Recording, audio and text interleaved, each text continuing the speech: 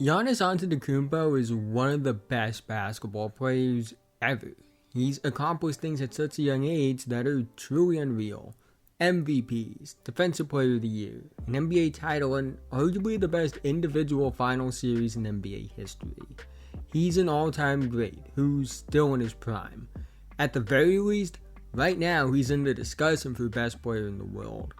But it wasn't always that way. He wasn't always the 7-foot, 242-pound anime character level athlete that dominated the game. He wasn't always this level of player. And he wasn't projected to be that kind of player when he was drafted 15th overall in 2013. His rise from a raw prospect player from Greece to future star to an all-time great is one of the most unique in NBA history. But I always wondered what it would have looked like if Giannis was hyped up to be what he's become prior to the NBA. What if people saw significant signs on tape of what he would become, which is what I want to talk about in this video. But quickly before we go any further, if you're new and like basketball, I would really appreciate it if you would like, subscribe, and hit the notification bell to be notified whenever I release a video. I make videos about basketball all the time, and liking and subscribing are the two best ways can help me out in the YouTube algorithm and help me reach my goal of 10,000 subscribers by the end of the year. Let's try and get 100 likes on this video so YouTube will recommend it to others. Anyways, let's talk about Giannis.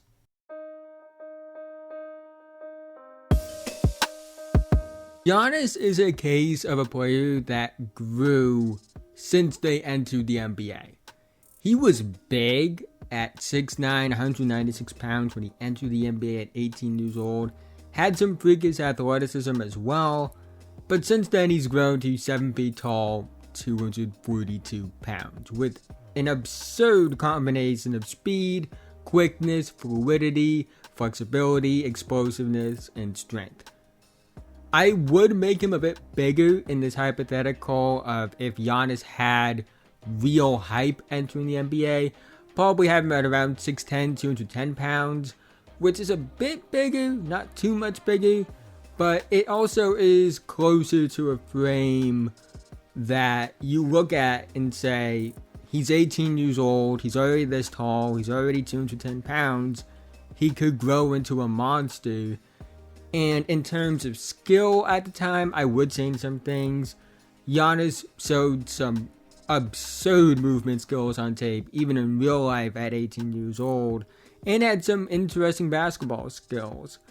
He was a freakish athlete, but there wasn't much to suggest that he would become the most dominant two-way player that the modern NBA has ever seen. He was still very raw at the time, and I think more of a Swiss Army knife connecting player was probably like what was viewed as the potential for him at the time. Again, if he showed the signs of the dominant player he would become consistently, he probably would have been a top 3 pick. Maybe even the number 1 pick. I would say in this hypothetical, Giannis would still be raw, but would also show plenty of signs of dominance. Enough signs to garner significant hype. I also think in this hypothetical, Giannis would move to the States like we saw with Joel Embiid.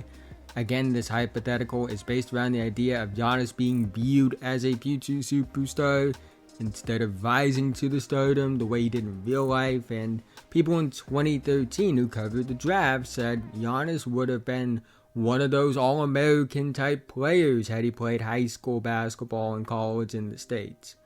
How Giannis would get to the States is a whole other topic that I won't cover here because it would take too long. So you have this freak athlete, 6'10", 210 pound forward that's super young for his draft. He's a bit raw, but also shows a ton of signs of upside to be dominant on both ends of the floor. I think if Giannis was a player who showed the signs of what he would become prior to the NBA in a much more evident way than what actually happened, he would have received a ton of hype. There would be comparisons to Kevin Durant due to how he handled the basketball and moved to the guard. There would be comparisons to Kevin Garnett due to his competitive wiring and versatility on both ends of the floor.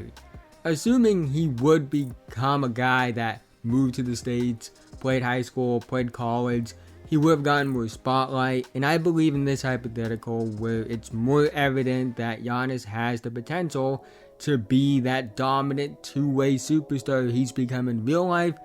He would have been the number 1 overall pick pretty easily, and here's why. The 2013 NBA draft is one that's proven to be better than I think people thought it would be over time. Obviously, it has Giannis. It also has 3-time Defensive Player of the Year Rudy Gobert, CJ McCollum, who's arguably the best player in NBA history to never make an All-Star team, Victor Oladipo, who at his absolute peak was one of the 3 best shooting guards and one of the best defensive players in the league, Steven Adams, who is one of the best offensive rebounders and screeners during his time in the NBA, and even Kentavious Caldwell-Pope, who has proven that he can be a top 3 to 5 option on 2 title teams now. But when you look at the top of this draft and who was in the race for that first overall pick, it isn't great. Anthony Bennett went first overall, and to put it very nicely, didn't have a great NBA career, and he was viewed as a shocking pick at the time. Nobody expected him to go first overall. Then you get to the other players who most draft guys in the media viewed as contenders to be the top pick in 2013.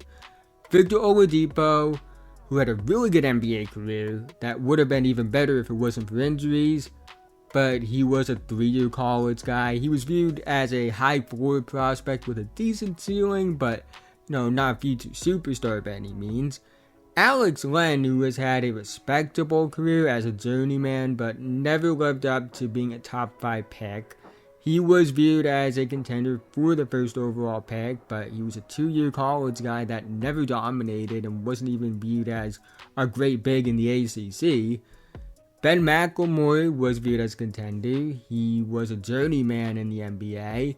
Jay Bilas thought he was the best player in that draft. He had a good freshman season at Kansas as a shooter, scorer, and athlete, but there were real question marks around McLemore entering the NBA.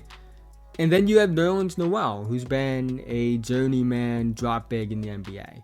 He was projected to be the top pick for that year. He had absurd block and steal numbers at Kentucky, but he tore his ACL at the end of the season, which is why he went 6th overall instead of 1st overall. So when you look at this hypothetical of Giannis under the idea that he showed legit signs of potential dominance that he would reach in real life, compared to the real life 1st overall pick contenders in 2013, I think Giannis would be the clear-cut first pick. He would play a similar position to Anthony Bennett, but he would show a lot more potential, more versatility, better athlete, better motor, and also a bit younger as well. I'll put it this way, if you had the 1st overall pick, which option are you taking? A 3-year college player who has potential to be good, but maybe not a superstar, and just because he stayed in college 3 years doesn't mean he has no upside at all. He does have upside. He's a great athlete, great defender, high motor, but maybe not a superstar ceiling. A 2-year college big that never even made an all-conference team. An athletic freshman scoring guard with a legit jumper, but some character question marks. An athletic defensive big with monster shot blocking and steal numbers, but he just tore his ACL and also isn't the biggest guy in the world. Or an 18-year-old, 6'10", 210-pound freak athlete forward with versatility on both ends of the floor, can handle and pass the basketball, shows potential to be dominant as a two-way player, and has the motor and competitive wiring to reach superstar heights. I'll tell you what, I know who I'm picking. My point is that people ask why Giannis went outside the lottery. Well, not all people, but I do see a decent amount of people ask that, and I understand it. Because he's been one of the best players we've ever seen, and he went outside the lottery. I think that will lead to a lot of questions.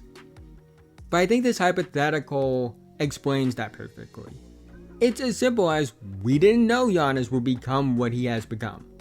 Sure, he was viewed as a high upside prospect, but it was also viewed as a risky prospect. He was viewed as boom or bust. He was raw on tape. He didn't play great competition prior to the NBA. It's really a big example of what the draft is, an incomplete science. We will never know how these guys will turn out until we see what they do in the NBA. James Harden was viewed as a somewhat shocking pick when he went 3rd overall in 2009. I think people thought he had potential, I think people thought he would be good, but people didn't see the future all-time great offensive talent back in 2009. People thought Stephen Curry would be a good player because of his range, because of his passing ability, because of his handle. But people didn't see the future top 2, maybe top 1 point guard, and top 10 player ever, which is what he's become. That wasn't something people thought he would be back in 2009. If people thought he would be that, he would have gone 1st overall. People thought Russell Westbrook had upside, people thought he could be good. But nobody saw this player that would turn the near impossible feat of averaging a triple-double into a standard for himself for 3 straight seasons and 4 seasons overall, back when he was drafted 4th overall in 2008. Even LeBron, a player with all the hype in the world entering the NBA, people thought he would be great, but most people didn't see him reaching a level where he would be great enough to have a legit argument for the greatest of all time. The fact that he exceeded the hype is absurd. Again, if people saw the signs of Giannis having the potential to be one of the most dominant players in NBA history, which he has become in real life, he wouldn't have gone 15th overall in that draft. He would have been the top pick. However, while it's fun for me to hypothesize on the idea of if Giannis was this top prospect with a ton of hype, I'm glad things went the way it did in real life. Giannis having this rise from an unknown 18-year-old raw forward prospect from Greece to an all-time great is an important part of his story. It's what makes Giannis, Giannis. And as an NBA fan, I wouldn't want it any other way. The rise of Giannis as a teenage forward from Greece that was high potential but really raw to one of the best we have ever seen is important for the history of basketball. Would it have been cool to see the story of this tall forward from Greece that moved to the States at a young age, was hyped up as this Kevin Durant, Kevin Garnett hybrid, went 1st overall and lived up to the hype? Yes, it would have. But it's even more incredible to see the development Giannis has made in real life. It's not just the absurd numbers and accolades that make him great to me. It's his story, it's his development curve, it's his rise that makes him great. It's important that we have these stories of guys who didn't get super hyped as future superstars entering the NBA, becoming these great players. Not every player is going to be a McDonald's All-American, 5-star, blue blood, one and done. That's not the path for everyone. That wasn't the path for Giannis. That wasn't the path for Jokic. That wasn't the path for Damian Lillard. That wasn't the path for Stephen Curry. That wasn't the path for John Morant. It's important to have those reminders that the path to the NBA isn't always conventional and that the NBA draft is never a complete science. You can watch all the tape, look at all the numbers in the world, and you will be wrong more times than right. You'll be right sometimes as well, but you will see guys who you thought would be stars not reach those heights. You will also see guys who you thought wouldn't be stars become stars. It's one of the reasons I enjoy the draft and the NBA so much. Not all paths are the same. Not all development curves are the same. Things can be linear, but they are never guaranteed to be linear. You can look at numbers and data all day. I do it all the time. But at the end of the day, while numbers may show advantages and disadvantages, they may back the probability of a result happening. The games are played for a reason. The only way to see results is to actually see it play out. And when it comes to those who rise to the top of the NBA, those who reach superstardom and all-time status, it's never a guarantee about who those players will be. There isn't a set-in-stone path that these guys go through prior to the NBA that reach superstardom. It's a bunch of different stories, a bunch of different paths, a bunch of different development curves. It's never a guarantee about who will be the next superstar. And if you've been subscribed to the channel for a while now, you guys know what I always say. Only time will tell. But that's the end of this video. If you made it to this point, thank you so much. Again, haven't already, like, subscribe, hit notification bell, I'm notified whenever I release a video. I'm making videos about basketball all the time, and liking and subscribing are the two best ways you can help me out in the YouTube algorithm. Help me reach my goal of 10,000 subscribers by the end of the year as well. Let's try and get 100 likes on this video so YouTube will recommend it to others. And let me know what you think about Giannis. How great do you think he is? Where does he rank all time as of right now? What does he have to do to maybe get to that top 10 status all time? Love to do all of that down below. And I really just enjoyed this video a lot. I enjoyed the process of it. It's one of my favorite things about basketball, talking about why nothing is linear. There's so many paths to reach the same goal. Every player is unique in their own way. No one path is the same. I just love talking about stuff like that, which is why I enjoyed this video so much.